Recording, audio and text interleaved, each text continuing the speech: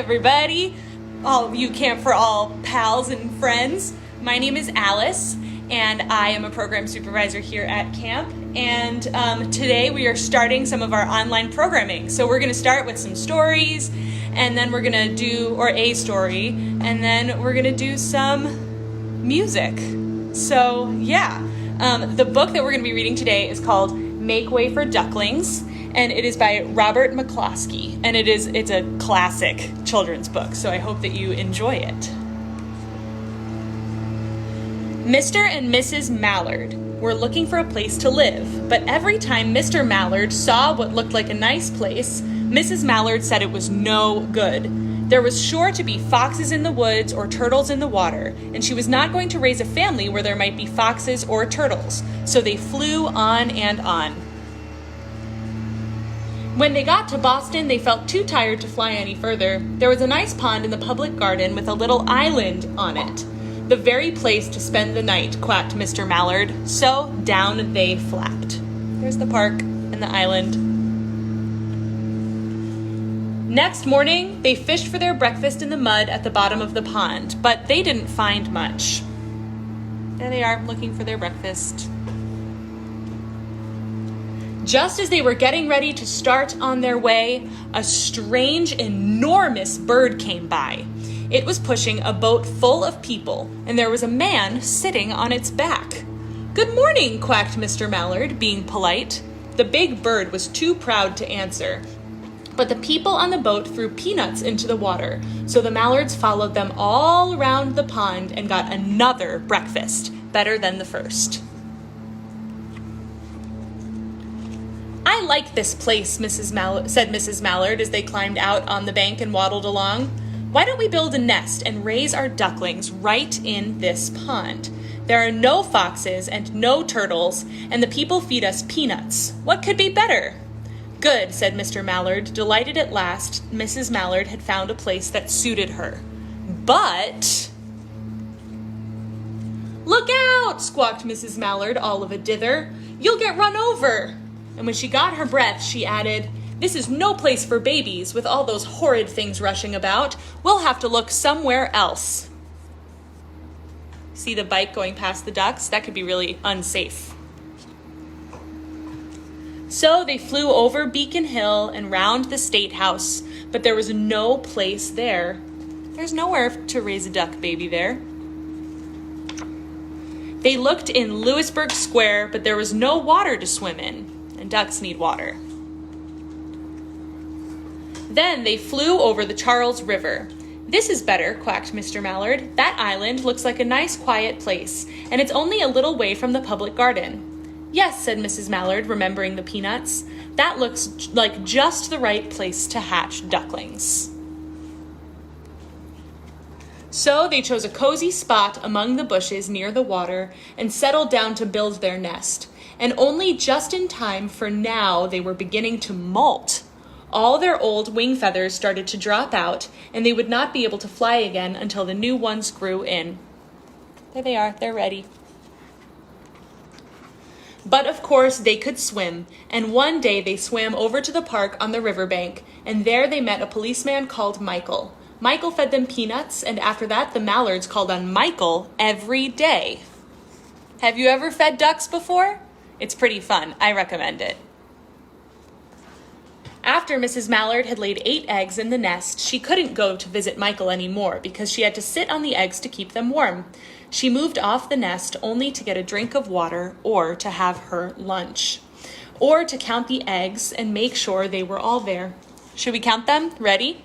1, 2, 3, 4, 5, 6, 7, 8. They are all accounted for. One day the ducklings hatched out. First came Jack, then Cack, and then Lack, then Mack and Knack and Whack and Pack and Quack. Mr. and Mrs. Mallard were bursting with pride. It was a great responsibility taking care of so many ducklings, and it kept them very busy. One day, Mr. Mallard decided he'd like to take a trip to see what the rest of the river was like further on. So off he set. "I'll meet you in a week in the public garden," he quacked over his shoulder. "Take good care of the ducklings." "Don't you worry," said Mrs. Mallard. "I know all about bringing up children." And she did. So there goes Mr. Mallard, and there's 1, 2, 3, 4, 5, 6, 7, 8, just like the eggs. She taught them how to swim and dive. She taught them to walk in a line, to come when they were called, and to keep a safe distance from bikes and scooters and other things with wheels. When at last she felt perfectly satisfied with them, she said one morning, "Come along, children, follow me." Before you could wink an eyelash, Jack, Cack, Lack, Mack, Knack, Whack, Pack, and Quack fell into line, just as they had been taught. Mrs. Mallard led the way into the water, and they swam behind her to the opposite bank. There they waded ashore and waddled along till they came to the highway. Uh-oh, what do you think is going to happen next? Mrs. Mallard stepped out to cross the road. Honk, honk, went the horns on the speeding cars. Quack, quack, went Mrs. Mallard as she tumbled back again. Quack, quack, quack, quack, quack, went Jack, Cack, Lack, Mack, Knack, Whack, Pack, and Quack, just as loud as their little quackers could quack. The cars kept speeding by and honking, and Mrs. Mallard and the ducklings kept right on quack, quack, quacking. They made such a noise that Michael came running, waving his arms and blowing his whistle. Tweet, tweet, tweet, tweet, tweet, tweet, tweet, tweet, tweet. Like they're making a big noise. He planted himself in the center of the road, raised one hand to stop the traffic, and then beckoned with the other, the way policemen do, for Mrs. Mallard to cross over. They're going across the street. As soon as Mrs. Mallard and the ducklings were safe on the other side and on their way down Mount Vernon Street, Michael rushed back to his police booth. He called Clancy at headquarters and said, "There's a family of ducks walking down the street." Clancy said, "Family of what?" "Ducks," yelled Michael. "Send a police car, quick." They're sending a police car for a bunch of ducks. Huh, interesting. Meanwhile, Mrs. Mallard had reached the corner bookshop and turned onto Charles Street with Jack, Cack, Lack, Mack, Knack, Whack, Pack, and Quack all marching in line behind her. There they are, 1, 2, 3, 4, 5, 6, 7, 8, at the corner bookshop. Everyone stared. An old lady from Beacon Hill said, "Isn't it amazing?" And the man who swept the streets said, "Well, now ain't that nice?" And when Mrs. Mallard heard them, she was so proud she tipped her nose in the air and walked along with an extra swing in her waddle. She's so proud of all 8 of her ducklings. When they came to the corner of Beacon Street, there was the police car with 4 policemen that Clancy had sent from headquarters. The policemen held back the traffic so Mrs. Mallard and the ducklings could march across the street. See, they're walking, and they're making sure all the traffic is stopped just for a bunch of ducklings. Isn't that nice? Right onto the public garden. There they go. They're going in. Inside the gate, they all turned round to say thank you to the policeman. The policeman smiled and waved goodbye. The policemen and the people that are bigger and the people that are in charge of everything are the people that get to help the ducks that they can't talk and they can't really say what they need and what they want. But if we who can help people that can't help themselves are helpful, then that's just great.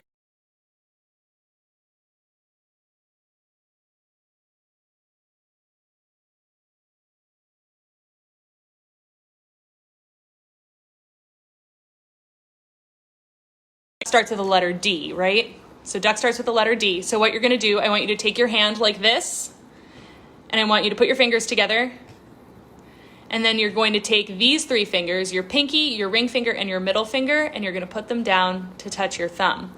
And that is the letter D in sign language. Like the word duck. There's D, and then U is when you just put your 2 fingers up like this. Very good. And then C, you just curl your hands into a C. And then K is really fun. You make a peace sign, and then you put your thumb in between. That's K. So D, U, C, K. But the way that you just say duck is you go like this. That's a duck. So you're taking your pointer finger, your middle finger, and your thumb, and you're making like a duck beak, kind of. Yeah, cool. And then let's see, so ducks also make pretty cool sounds, right? So ducks, they quack, so they go quack, quack, quack, quack, quack. So if you at home can try quacking, that would be great. Wow, good job. I'm sure that you were all quacking along with me and flapping your wings. Quack, quack, quack, quack, quack.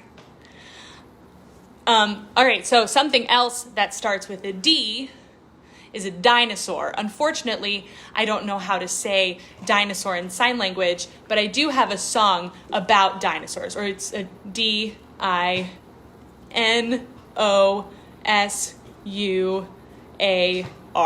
Dinosaur. I can spell it. There you go. So I have a song about dinosaurs, and it would be really cool if you at home can dance along with me. So dinosaurs do cool things, like they march, so you can practice your marching. And then when they're done marching, they have to stop and they have to eat. So you got to stop and eat your food, right? That's like really important because you need food to survive. And then also sometimes they have to stop and take a rest, which is another thing that needs to happen. And then the last thing that they do is they roar. So practice your roar really quickly, right? It goes roar. Very good. Yeah. So that's how you do the dinosaur dance. So another thing that starts with D is dog, which is what you just heard in the background. My dog barking. Cool. So the song goes like this. And I'm going to need you to march around while I'm singing the chorus, which goes, we are the dinosaurs marching, marching. We are the dinosaurs. What do you think of that? We are the dinosaurs marching, marching. We are the dinosaurs. We make the earth flat. We make the earth flat. And then you're going to stop and you're going to eat your food, right? We stop and eat our food when we're in a mood. We stop and eat our food from the ground. We stop and eat our food when we're in the mood. We stop and eat our food and then we march around. All right, you got to get up and you got to start marching, 'cause we are the dinosaurs marching, marching. We are the dinosaurs. What do you think of that? We are the dinosaurs marching, marching. We are the dinosaurs. We make the earth flat. We make the earth flat. And then you have to go to sleep. It's time to go to sleep. Ready? So we're going to stop and take a rest over in our nest. We stop and take a rest at the end of the day. We stop and take a rest over in our nest. We stop and take a rest, and then you'll hear us say, wake up! Everybody get up, get up, get up! 'Cause we are the dinosaurs marching, marching. We are the dinosaurs. What do you think of that? We are the dinosaurs marching, marching. We are the dinosaurs. We make the earth flat. We make the earth flat. And then we... All right, you got to roar really loud. Ready? I can hear you. Roar! 'Cause we are the dinosaurs.